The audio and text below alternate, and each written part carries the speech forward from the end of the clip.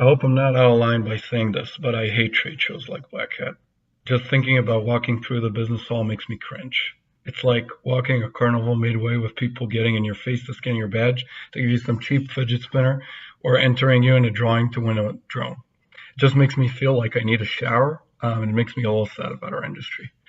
I'm Dean Sussman, and I'm CEO and co-founder at Axonius. As a former CTO and security practitioner before Axonius, I've been to many conferences as an attendee and vowed to never resort to slimy tactics just to get a bunch of names to spam. So instead of paying a ridiculous amount of money for a booth, shiny giveaways, we rented a suite in the Delano to meet with fellow security professionals. Have a look at some of our videos and resources on this page, and if you'd like to meet during Black Hat, fill out the form and we'll find a time to meet at the show. Also, if you're going, make sure to check out the list of Black Hat parties we've compiled. One party even has Biz Markie as the MC. There's a link on this page to the party list.